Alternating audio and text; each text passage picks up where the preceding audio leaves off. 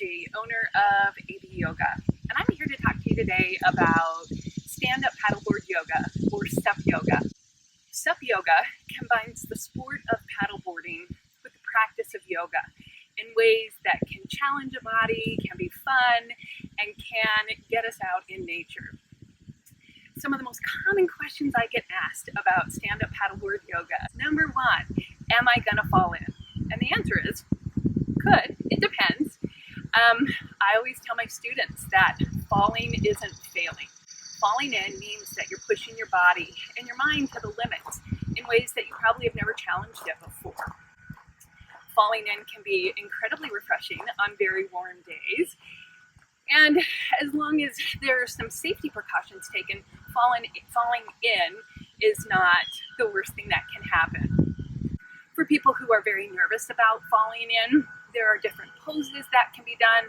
We can do things that keep you closer to the center of the board or down towards the level of the board, which decreases your risk of falling in. I'm often asked, are there sharks or crocodiles or anything in the water to be worried about if you fall in? And the answer is, I've never seen one here where we go, but you do need to know what the water safety is. You need to know if there are critters in the water that you should be concerned about. You need to know what the water quality is. Some places the water quality is not safe to go in the water, so you would definitely not want to fall in those areas. But you also want to know what's happening underneath. So is the ground underneath where you're paddleboarding, is it rocky? Is it sandy? Is there trash under there? So possibly broken glass. So all those things are factors you want to take into consideration when you go out on a paddleboard. Additionally, speaking of water safety, you want to be aware of the wind conditions, the tide, how strong the water is moving, because all of those factors impact how well balance is achieved and maintained on a paddleboard. And if you fall in, there is a way to get back up on the paddleboard. People, when they first try and get back up on a board, are either kicking their feet down towards the bottom of the floor, or they're kicking their feet under their paddleboard. All that does is just tips the board up. What you want to do as you try and get back on your board is kick your feet out behind you, one hand on the handle if you can, and one hand reaching over to the side or the rail of the paddleboard. If your legs are out behind you kicking, it just kind of propels your chest right back up onto the board, so then you can swing your legs around and get back on. I often get asked, what do I need to know in order to do SUP Yoga? Or people will say, I don't know how to swim, I can't do it. And the answer is, you don't actually really even need to know how to swim, you don't need to know how to paddleboard, and you don't even need to know how to do yoga. If you have a good instructor who can be aware of your fears with swimming or your inability to swim, then there are things that can be done to help mitigate the risk of you falling into the water. I always tell clients, if you're very uncomfortable, you can always wear your life jacket as we're doing the poses, because if you fall in, then you have some instant protection and buoyancy as you go to get lifted up. A big question I get asked is, what's the difference between SUP Yoga and land yoga? And there are a couple of really big differences, but they're also very similar. The biggest difference is you have instant feedback if you lose that mind-body connection. Falling in the water is an instant reminder that you've lost that connection between the mind and the body. So because of that, stand-up paddleboard yoga engages your muscles in a way that land yoga doesn't have to do. In order to keep the balance, you have to be able to hold the muscles tight enough, but still maintain some fluidity with it. So it engages your muscles in a way that land yoga doesn't. Also with stand-up paddleboard yoga, a lot of the focus is on finding the center of gravity. That's how you keep your balance, is keeping your center of gravity over the center of the board. And so it's very centering in a way that yoga on the land isn't, because you don't have to keep everything held in, keep everything centered in order to keep your balance. And it's fun. You get to be out on the water, you get to do poses in ways that maybe you've never done them. You get to hear the birds or the wind, feeling the air on your skin, the sun, whatever it is. And finally, I get asked a lot, why you? Why would I go out with you? And great question. You definitely should always be asking your instructors, what is it about them that will keep you safe? As for me, I am a registered nurse. I've been a nurse for almost 20 years. I got certified in 2018 to teach yoga. And then immediately following thereafter, I got certified to teach stand-up paddleboard yoga. So I've been teaching for a while, although I have been practicing on my own for much longer than that. And I got certified to be a lifeguard. So I definitely have some water safety training. For me, additionally, I only take out private clients. So it's 1 or 2 people. That way you get personalized, individualized attention so that, especially if you're uncomfortable trying something new, then you have really somebody watching you one-on-one. If you feel unsafe, I definitely recommend finding someone that does a private lesson. I'm oftentimes asked, inflatable versus hardboard. And the answer is it doesn't really matter. It's really a personal preference. Depends on how much space you have, what your personal preference is, and which feels most comfortable to you. I use inflatable boards, but that's because I don't have the storage for hardboards, and the inflatable boards work great. What's more important than inflatable versus hardboard is the size of the board. You want a board that's long enough. Generally, between 10 foot to 12 foot is about right. But more important than the length is the width of a board. You want a board that's about 34-ish inches width-wise. That just provides more stability. Additionally, what's important on a board is how long of a mat pad that you have. The longer the mat pad, the easier it's going to be because the more grip space you have to put your hands and your feet when you're doing the paddleboard yoga. Bungees on the top of a paddleboard are incredibly helpful because you can strap things to it. It's where I strap an anchor. You do want an anchor because the anchor will help keep you in place and the board will just rotate around the length of the cord of your anchor. If you're in moving water, that's really important to have something that holds you relatively in place. Other things that are helpful is this is a leash. This attaches to the ankle as you're going out. This is in case you fall off. The board is attached to you so it never goes very far. When you go to get on a stand-up paddleboard, you never want to put it flat down if it has the fin attached to it because that'll scratch the fin. This one doesn't have the fin on it yet, which is why I'm going to demo with it. You want to think about keeping your center of gravity over the center of the board, which is generally the handle. I always recommend people think of dividing their board into 4 quadrants and working to generally keep the weight evenly balanced in the 4 quadrants. When you go to get on a paddleboard, come up to the side, put your hands on, and then come up with the hands and the knees so that you can evenly balance, working to keep your center of gravity, which is the belly button, over the handle. A paddle. This is called the handle, this is called the shaft, and this is called the blade. The blade is slightly V-cut. You want the V-cut to be at the back as you're paddling.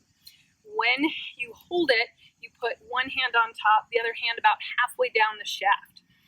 As you're standing on your board and you come to paddle, bend your knees, bring the paddle as far forward as you can, and then as you stand up, stroke the paddle back. Once again, keeping the V or the point towards the back. When you go to measure a paddle, you want the hand to be about the center of your palm on the handle. Maryland law does require that you have a personal flotation device. You don't have to necessarily be wearing it, but you do just have to have it on your board. So you can always tuck it if you have those bungees underneath the bungees if you don't want to wear it. It does come in handy if you need a prop or a bolster or something to help sit your hips up a little bit as you're doing yoga. So let's get going.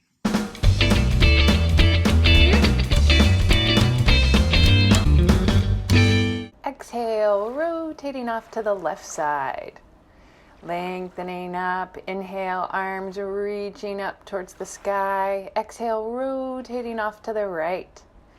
Keep your abdominal muscles drawing in. Inhale, arms reaching up. Exhale, rotating off to the left. Inhale, arms reaching up. This time arms coming out wide, maybe wiggling your fingers, flexing at the wrist, coming down by your side. Inhale, walking your hands up, coming into a seated cow pose, lengthening up. And as you exhale, pressing your back out, hands coming down to the mat, walking forward, leaning into a seated forward fold. Only going as far as feels comfortable to you today. And then when you're ready, walking your hands back, spinning your legs around, coming to tabletop. Work to find your center of gravity, so belly button over the center handle. And then arms and legs as wide apart as you need for stability.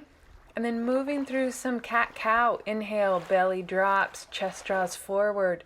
Exhale, pressing into the mat, rounding your back out. Inhale, chest drawing forward, pressing your feet into the mat, squeezing into your glutes. Exhale, rounding your back out.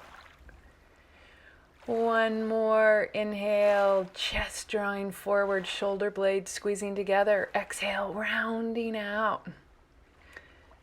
And when you're ready, pressing your hips back over your heels, coming into child's pose. Work to find your center of gravity, balancing into the arms and the left leg, coming into bird dog. When you're ready, picking your right leg up, shifting it back, setting the toes on the mat, coming into a stretch. Slight bend in the right knee, rotating the right foot from big toe to pinky toe side, stretching that leg out. And then when you're ready, shifting forward, right leg comes parallel to the mat. Holding the core in. If you want a little more intensity, left arm comes out.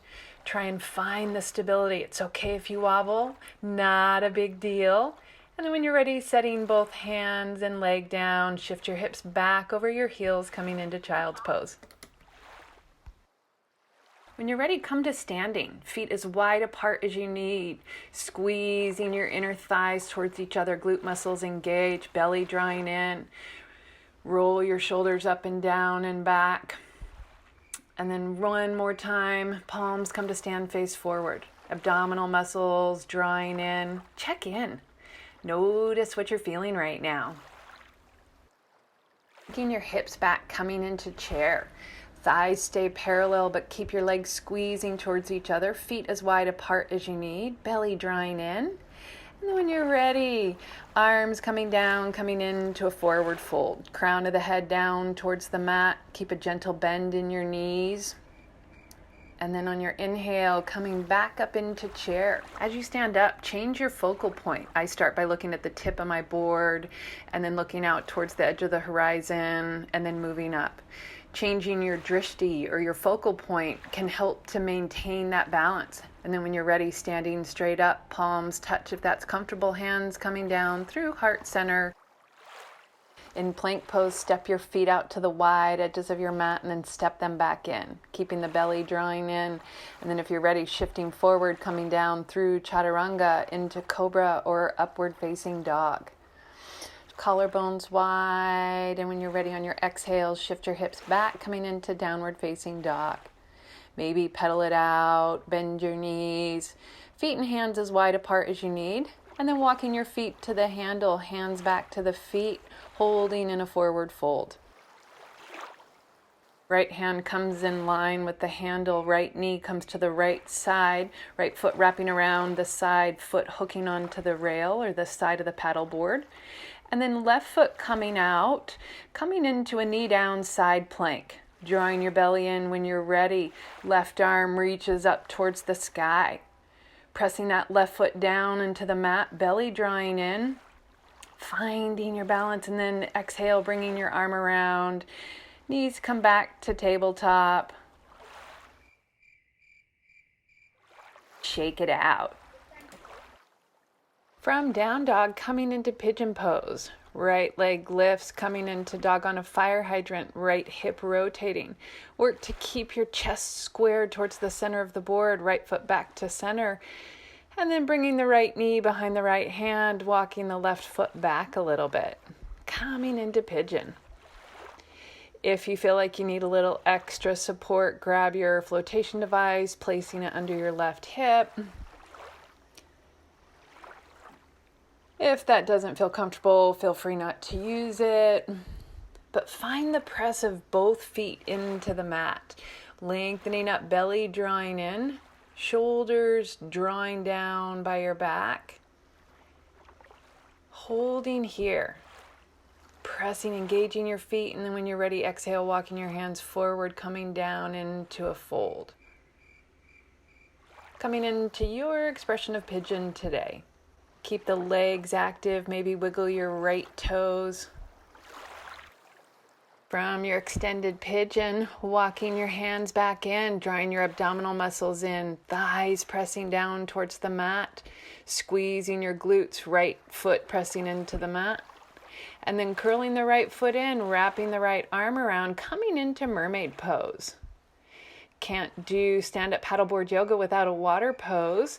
Hips pressing down into the mat, abdominal muscles drawing in. And then when you're ready, setting that right leg down on the mat. Right toes curl under, lifting your hips, coming back into a downward facing dog. Slowly work your way down, coming into a final resting pose or shavasana. Thanks for watching. If you like this video, please like, subscribe, and share. And if you have any questions or comments, leave them in the comments below. And I hope you have a great day. SUP Yoga!